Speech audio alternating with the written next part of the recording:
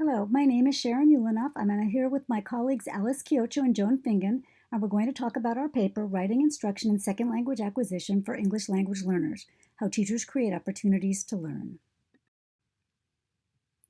As practitioner researchers, we feel the best way to find out how teachers work successfully to teach writing to English language learners or emergent bilingual students is to go into classrooms to see what they are doing. We did that to find out what strategies two bilingual teachers use. Our work is situated within the framework of sociocultural learning theory and the work on apprenticeship, in addition to the work on culturally relevant pedagogy and texts.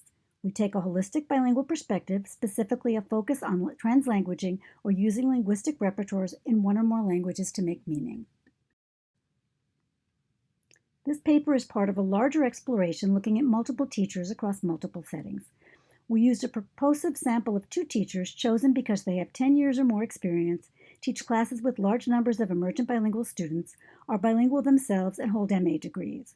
We used an embedded case study format where data sources are collected within a specific context, writing instruction, to highlight the case, bilingual teachers. The goal was to tell the story of classroom instruction through the use of narrative methods. We wanted to capture intact lessons and instructional practices to provide a first-person account of what we saw in the classroom. All data were collected by one of the authors of this paper and consisted of observations, interviews, and an examination of student work samples and lesson plans. We used holistic and analytic analysis strategies to provide an embedded description of classroom practice. As we work through the descriptions, we are storing the events of the observations within the context of interviews and text-based data. Javier had his students write narrative responses to inferential questions using culturally relevant texts. He used a variety of different kinds of texts with his students in addition to what are generally considered the norm. He used nativized text or stories that exist in more than one culture, which may contain language or actions that are familiar to students. He also used culturally relevant tales such as La Llorona and contrasted that with the legend of Sleepy Hollow. Javier, however, argued that teachers need to be careful when selecting culturally relevant or nativized text to verify that texts tell stories in meaningful ways and don't just perpetuate stereotypes, and that they also make sure they are not making assumptions about their students' background knowledge and experiences. Where possible, Javier had students write responses to inferential questions that were linked to one or more stories that he used in class, for example, La Llorona and the Legend of Sleepy Hollow, linking the parts of the stories that were similar at the same time highlighting the gaps or differences in the stories. Students then used storyboards as a pre-writing technique before they wrote their narrative responses to the questions. Storyboarding helps students attend to sequencing so that they can write a logical story from beginning to end.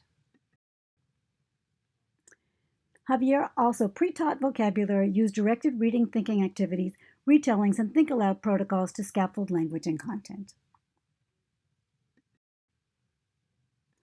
Elena taught a writing unit on argumentation.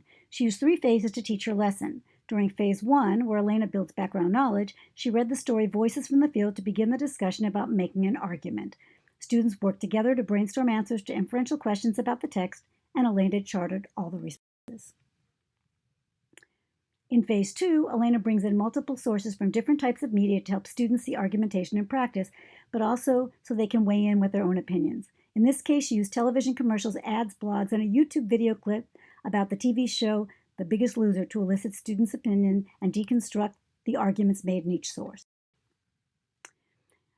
In phase 3, Elena brings it back to the story so that students can write arguments for or against the use of pesticides based on the data they have collected and examined. Elena used a variety of strategies, including read-alouds, graphic organizers, group discussion, and self-evaluation during the unit. The students presented their posters to other classes who also evaluated them. Both teachers found ways to actively engage their students in their lessons and allowed them to take risks with language using what they knew in the first and second languages in their work. Both teachers used a variety of strategies, but what was clear as they taught writing was that they always connected that writing to interacting with text, to reading. They provided shared reading-writing experiences for their students, scaffolded language and content, and focused on meaning rather than conventions and correctness.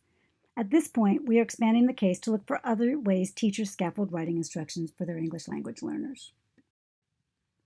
Please feel free to contact us for further information. Thank you very much.